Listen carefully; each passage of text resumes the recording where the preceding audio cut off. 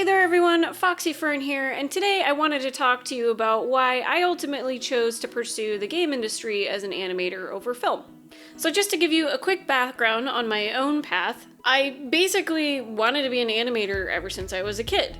This was, of course, when I thought the only animation that I could do was Disney, and I loved everything Disney, and that's what I wanted to be.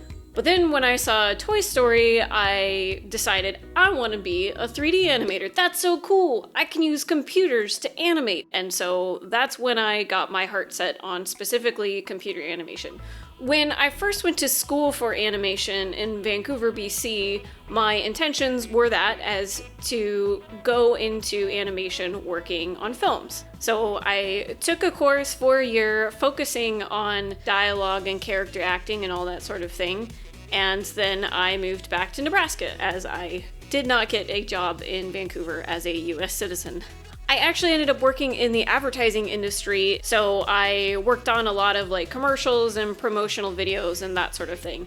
It wasn't a lot of character work, but I did learn a bunch of other skills such as modeling and texturing and rendering, lighting, camera work, all that kind of stuff. So it was definitely beneficial to me, and it was actually a huge part of what helped me get to where I am today. So after my time at my first job was over in Nebraska, I went to this thing called CTN Expo, which I'm sure many of you know about. And when I went to this expo, it was with the intention of hoping that I was going to make connections with people and get my demo reel out there and actually maybe get a job with Disney or DreamWorks or somebody there. I was actually in for a rude awakening while I was there and had many people tell me that my work was student level and that I needed to get more training if I wanted to actually get a job as a professional. So I was a little heartbroken, but at the same time that I was there, I actually met Jason Ryan, who is the head of the online school called Animate.net. So I jumped into taking more education from Animate.net since I was an adult and I had bills to pay, I had rent to pay. I couldn't afford to just pick up and leave and go back to school because I was already in debt from the first year of animation school that I was doing. Fortunately, iAnimate was exactly what I needed in order to further my training, but also be able to maintain a real life. Fast forward a couple of years, and iAnimate introduced a new program to their online school that focused on game animation. It was at this time that I came to the realization that games would actually be something that I could pursue as an animator. I'd always loved video games ever since I was a little kid, but I never really saw them as an opportunity for a lot of high-level animation. I was always just like, oh, the character is walking and running and jumping, and that's all there is to it. In the early days, that is pretty much all there was, but now games have expanded to so much more than that. And don't get me wrong, you'll definitely do your fair share of walk and run cycles in games if that's the path that you take. But there's a lot more to it than just that. I realize that so many games are now more about storytelling and emotionally driven choices, and that inspired me a lot more. So I decided to actually try out the iAnimate Games program. Once I realized that there were so many opportunities available for games, and I had fallen in love with the Pacific Northwest when I lived in Vancouver, I decided that's really the route that I wanted to take and ended up moving to Seattle to try and get a job in the game industry. That's what I ended up doing, and that's where I still am today. So let's talk about the main differences between films and games. Originally, I wanted to list this as pros and cons of both of them, but then I realized what I might think is a positive or a negative about one might actually be the opposite for you. So I decided it would be better to just talk about the differences and let you decide for yourself which one is positive and which one is negative. So let's talk about the quality of work that you would do. In a feature film, a single shot is going to get polished to completion. What you see is what you get, so it has to look great on screen. You're animating to the camera, so you always know what it's going to look like. This means that if a character's feet are off the screen, while you still might want to pose them out to give like an appearance that a character is walking, you don't have to worry about the feet actually being planted on the ground or anything like that. You're probably not as likely to influence the final product in the way that you do with games, where with film, you're generally going to be given a storyboard for a shot, and it's your job to just make that shot look really great. But because it's going to be a shot that is part of a big cohesive picture, you have to match the beginning and the end and the dialogue and all of that kind of thing. So it's a lot more structured in that sense. In games, you might see some work that is highly polished, such as like Overwatch or Destiny. These are the behemoths of the game studios though, and they're going to have the most time and budget out of pretty much anyone else in the industry. So often animators will actually run out of time before they get to polish their work to the level that they want to before the game has to ship. Another thing is that animation compression can sometimes affect the fidelity of your animation when you actually see it in game. It might not look as good as you remembered seeing it in Maya.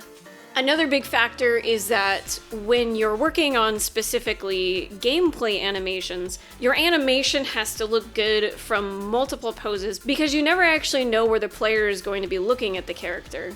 If you're working on the cinematics team in games, often it will be treated very similarly to film, where it's a fixed camera with shots and sequences. So how about the type of work? In films, you're more likely going to have some high quality dialogue scenes to work with. Even though some games have cinematics, the rigs, which I'll talk about in a minute, usually aren't going to have the same level of fidelity as film rigs. So even when you do have dialogue sequences in a game, if they are game engine characters, they're often not going to be as high quality as film. Video games are an incredibly iterative process. So often you're going to be submitting very rough work so that it can be play tested to make sure that it's feeling good before an animator goes to a high level of polish with it. You'll probably be doing a lot more work with locomotion and body mechanic type of animation than you are dialogue if you're a gameplay animator. It's also not uncommon for your work to get scrapped due to game design changes, so animation polish generally doesn't happen till right before ship. Specifically, gameplay animation is very different from film or cinematic animation. There's not so much of an importance with realism in gameplay as there is what it feels like and looks like to the player. So most of the time, animations such as a jump or a climb or a throw are not going to have the realistic level of an anticipation motion like you would have learned in your animation training or that you see in films and television. If you have too long of an anticipation, it feels very slow and sluggish to a player. So often the character is going to be executing the action by no later than frame 3 in most animations. With my choice in going into games instead of film, I'm definitely saddened by the thought of never getting to see my work on the big screen like I always dreamed of as a kid. However, I will say it is very cool to see people upload videos to YouTube where they're playing the game that you worked on and you get to see them actually engage with something that you created. So about the character rigs that I mentioned before. In general, films are going to have much higher quality rigs with blend shapes galore in both the facial area and like the muscles, the shoulders.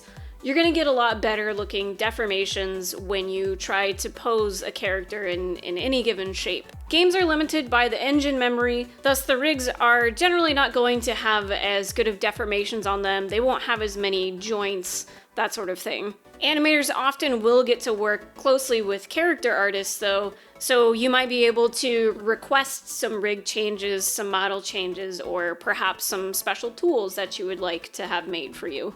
As far as team sizes go, in film, studios are generally going to be hundreds of people. The animation team itself is usually around 40 to 70 people, and you're pretty much just going to be focused on animation and animation only. Game studios can be as large, or in some cases larger, but it's also not uncommon to see a successful game made by 5 or less people. If you're on a team size of around 20 to 30 people, it's not uncommon that you're only going to see one animator. And if that happens to be you, that means you're probably going to be wearing a lot of hats. As I've been the only animator in a couple of my jobs, I've had to take on some roles such as rigging and modeling. I learned some scripting. I get to have input on game design choices, and I've been able to drive the vision for the animation. If you're in a game studio that has less than 100 people, it's generally going to be a very collaborative environment. If a studio is run well, your voice is probably going to matter a lot more, and your opinions are going to have greater weight than if you were at a very large studio. On one project, I ended up designing an entire dialogue system from scratch, and I got to learn how to use blueprints and state machines in Unreal 4. On my current project, I got to influence the way that our hit reactions are looking in-game. I'm also currently helping to prototype a new feature.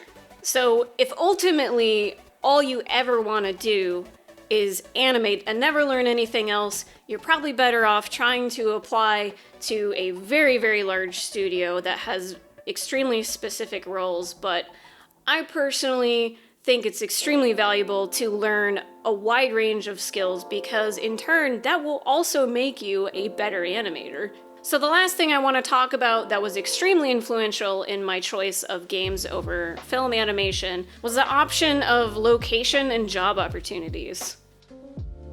There are actually very few cities in the US where you can work in film. It's pretty much mostly the LA area. It's true that there is Hasbro over in Rhode Island and Cartoon Network in Georgia, but that's about it for big studios. And unless you're working on some small short film project, there aren't small studios that make feature films. The game industry, however, is very spread out, and it just keeps on growing. The number of game companies and job opportunities keep growing year after year, and the more the internet expands, the more that's going to continue to be true.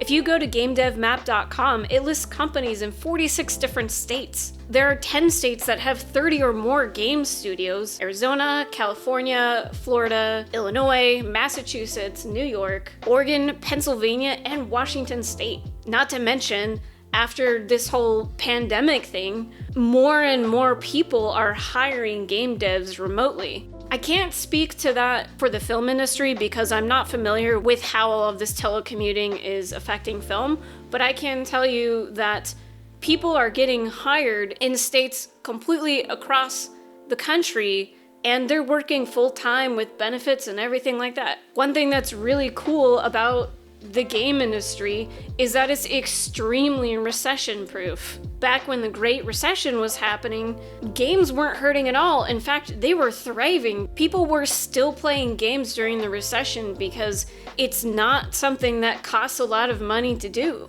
During the pandemic, more and more people played video games because they were stuck at home, and it's a great source of not only entertainment for yourself personally, but many games have social opportunities as well. So if you're having trouble deciding whether you'd like to pursue a career in games or film, hopefully this video has given you a little bit of insight as to which one might be a better choice for you. It's certainly not an extensive list of either industry, but these are definitely the things that stand out the most to me. I will say that I don't know where my future is going to take me, and I don't necessarily know if I want to stay in Seattle forever.